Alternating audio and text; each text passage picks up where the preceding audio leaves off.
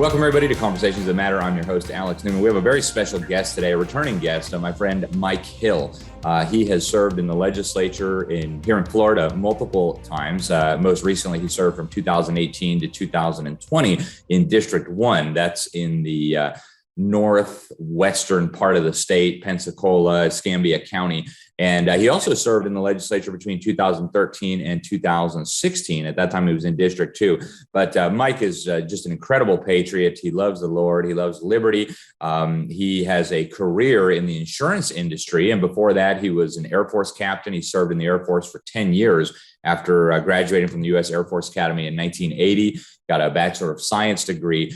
He also he's just incredible. He's got an MBA from the University of West Florida, and he was actually presented with an honorary doctorate of humanities from the great Pensacola Christian College in 2015. He's been married for about 4 decades. He's got 3 adult children and some grandchildren. He loves music and sailing. Just a great man, in my opinion, one of our greatest legislators here in Florida. And he's now running again. So that's incredibly exciting. Mike, thank you so much for joining us. Thank you for your service to your country, both in the armed forces and also in our legislature. And before we get started, I'm just curious, you've been one of those who've really taken the Constitution seriously. And of course, every elected official takes an oath to uphold the Constitution. What does that mean to you when you swear to uphold the Constitution of the United States and then also the Constitution of Florida? Absolutely, Alex. And thank you for having me on this show. Well, in order for any elected official to occupy their seat, to occupy their seat, 2 things have to happen. 1, you have to win more votes than your opponent. And hopefully that's legal votes than your opponent. Then number 2, you have to say an oath of office. And that oath of office says that you do solemnly swear to support, protect, and defend the U.S. Constitution and its government and that of the state of Florida. And that I am duly qualified to occupy the seat which I'm about to enter, so help me God. Now, what a lot of legislatures don't recognize, but I certainly do, is that when you say that oath, it's not just between you and the person administering the oath. And it's not just between you and your constituents. It's between you and the living God. You are promising God that you are going to support, protect, and defend that Constitution. And it is so solemn that we seal it with, so help me, God, help me to fulfill this oath of office.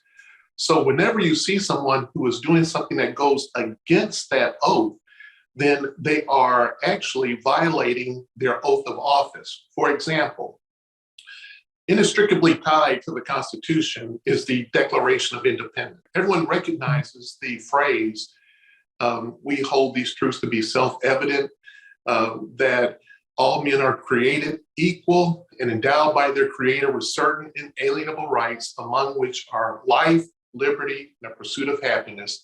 And to secure these rights, government is instituted among men, deriving their just powers by the consent of the governed. So in other words, the only reason why government exists is to secure those inalienable rights. The very first one is life. And so we see that as an elected official, you are promising God that you are going to protect life. And so because of that, when I was previously in office, I ran the Florida heartbeat bill, which says that once a heartbeat is detected, you can't abort that baby, which to me, I was fulfilling my oath of office to protect life. I promised God I would, so I had to. And now that Roe v. Wade has been overturned, it is so important that as it comes back to the states, how we are going to treat and decide on the preborn, having something like the heartbeat bill or even abolish abortion bill is so important that we get that in place in Florida as soon as possible, because we are finding that Florida is becoming a destination state for abortions because the surrounding states around us have more strict abortion laws than Florida does. So we're seeing upwards of 80,000 babies a year being killed in the womb. Imagine, Alex, a football stadium like Florida State University full. That's how many we are killing each year. And it's increasing because people are leaving Georgia, Alabama, Mississippi, Louisiana to come here to get their abortions done. Wow, that's absolutely horrific, Mike. And I did read about Alabama's got a pretty tough law in the books now. It's a felony to kill unborn babies at any time. There's no exceptions other than to save the life of the mother. And I'm told by medical experts that basically it's almost never an either or proposition. That's, like a comet, right? It's very, very rare if it ever happens at all. So Mike, now that the states are considering this, so what do you think would be a good policy on abortion for the state of Florida? And if elected, how are you going to pursue that? Well, if elected, Alex, I'm going to pursue an Abolish Abortion Act, which says that you cannot perform an abortion without any exceptions: rape, incest, human sex trafficking. The baby's innocent. We shouldn't murder the baby because of what the father did. Yeah. So no exceptions. And it must include that we will not use chemical abortions either, which are the most prominent ways of doing it now. You take a pill and cause a miscarriage to happen. We have to prevent all. That's why I will call it the Abolish Abortion Act in Florida. Just stop it altogether in Florida. Fantastic. I know there's a lot of people are moving in that direction, especially conservatives and Christians are realizing it. Actually, just last year, the Southern Baptist Convention passed an incredible resolution calling for the abolition of all abortion without exception or excuse immediately. That was even before the U.S. Supreme Court overturned Roe versus Wade. So it definitely seems like the mood is shifting quickly. Before we go to break, Mike, I do want to ask you about election integrity. There have been, of course, since the 2020 election, and even before, Democrats were very concerned about election integrity prior to 2020. They've made documentaries about it. Some of their top senators, like Senator Elizabeth Warren, were very outspoken about the possibilities of election fraud. I know Florida has passed some new laws on this. They've created an election integrity office, but how concerned are you about election integrity? Is this still a big issue in Florida? Do we have work to do? And what are some areas where we could improve? We do still have some work to do in Florida, Alex. The governor recently signed a bill to stop ballot harvesting in Florida, which was huge. That was a bill that I sponsored back in 2019 and 2020 sessions. And he just recently signed it in this past legislative session, and as you stated, he created an office to where they would investigate and prosecute election fraud. Now, I think where we have to go in our next direction is to look at these machines that are being used to count the ballots, particularly if they have internet access.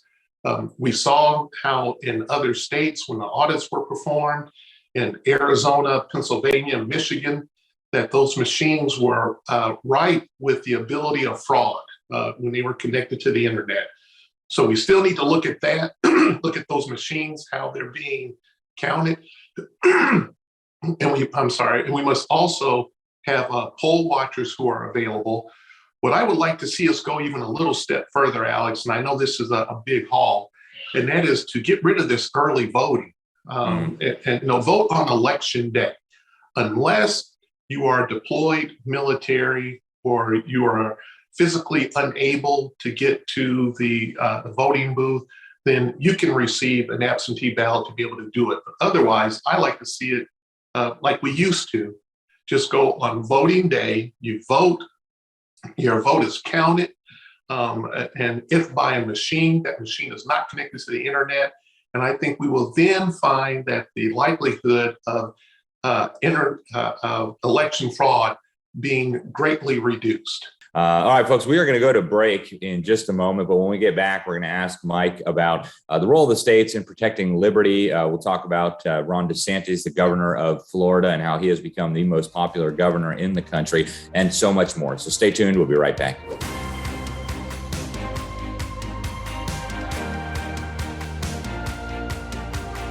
Mike, one of the big issues on everybody's mind, and I've seen the polling data all across the country, especially in Republican primaries, right at the top of people's list, is how do we rein in this out of control administration in Washington, D.C.?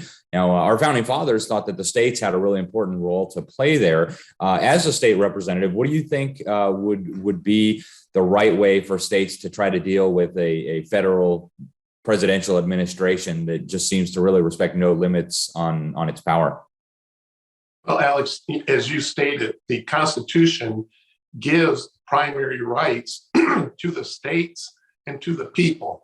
What we should do then is whenever we see something coming down from the federal government, which on its face is unconstitutional, illegal, or even ill thought out by them, then what we should do is resist it, to not comply, pass our own state laws, which will nullify what they are trying to do.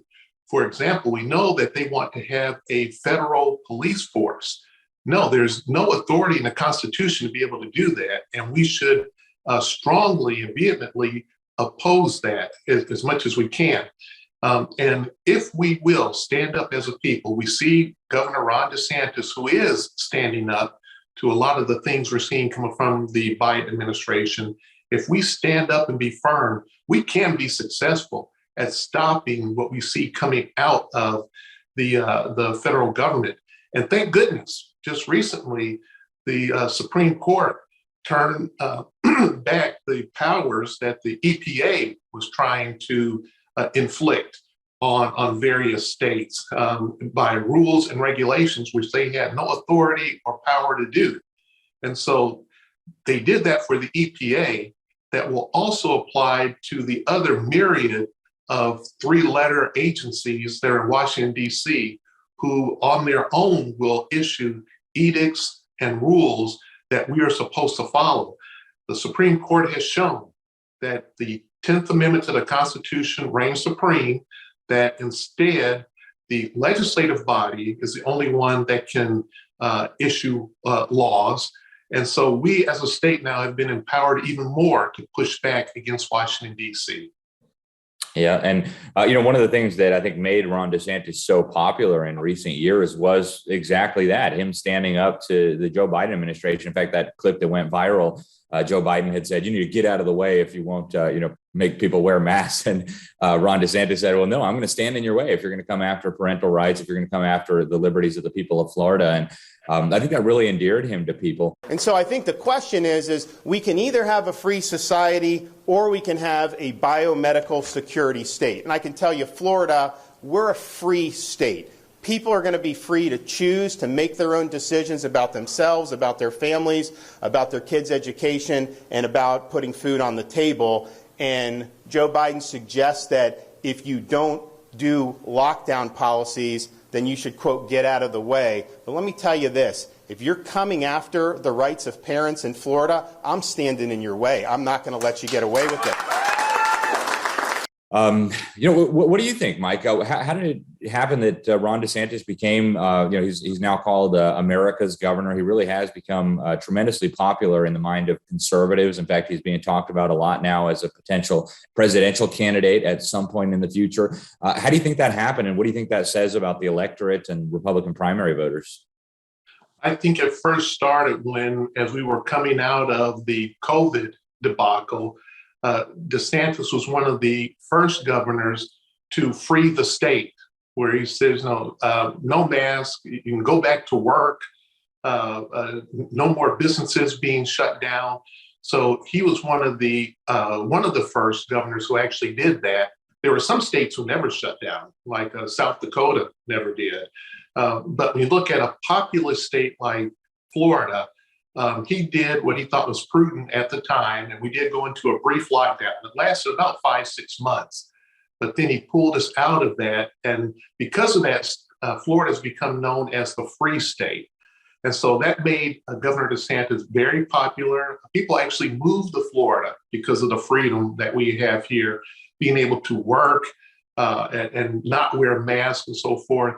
And then he did even more things to kind of push back against the Biden administration, such as the open border situation that we have, which is horrific, where all the illegal immigrants are coming in.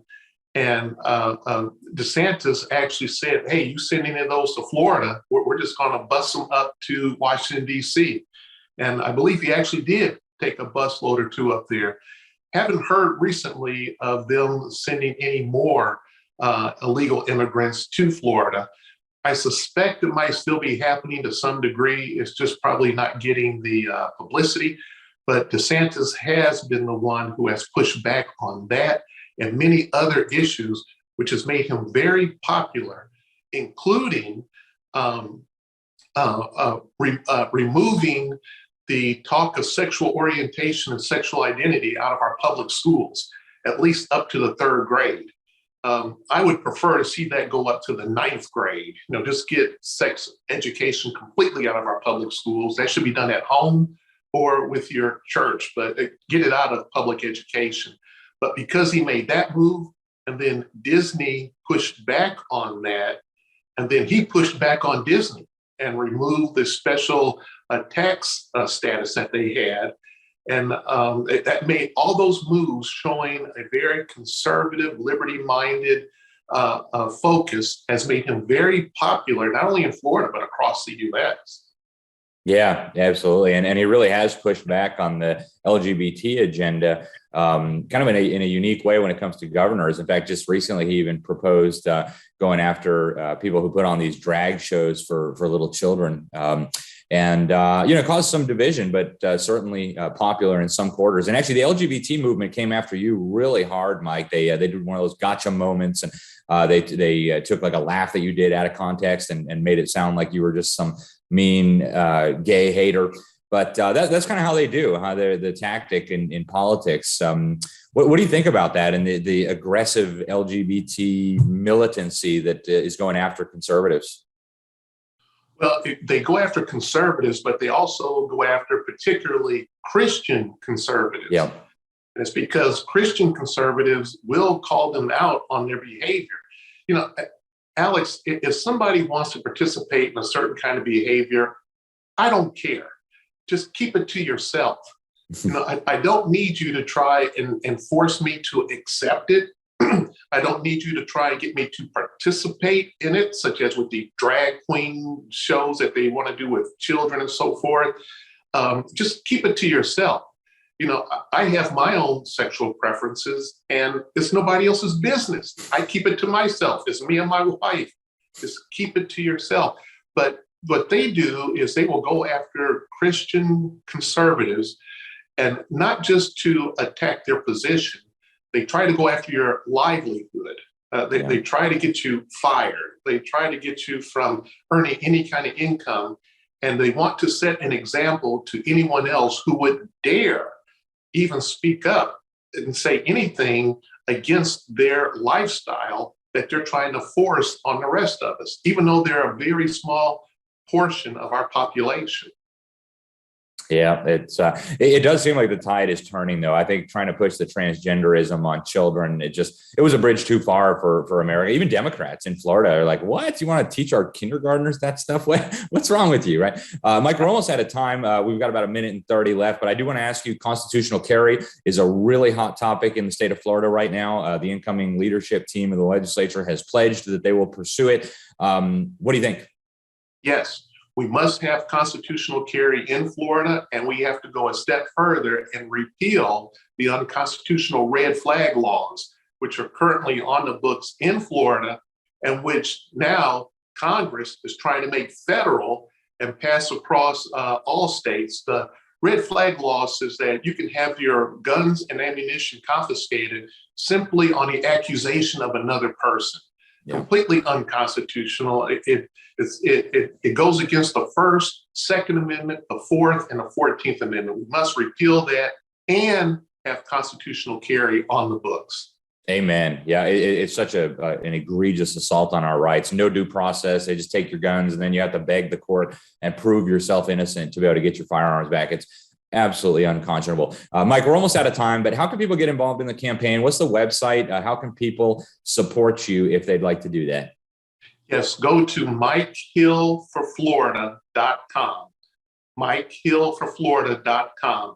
And you can get involved that way either by volunteering or making campaign contributions, which would be greatly appreciated. Excellent, Mike. And primary is August 23rd, right? That's right. Coming right around the corner. It's a sprint. All right. Thank you, sir. All right, folks, I'm Alex Newman. This is Conversations That Matter. Go check out Mike Hill's website. By far the best legislator in Florida that I know of. Just a superhero in my book. Thanks for watching. We'll be with you next time. Until then, God bless you all.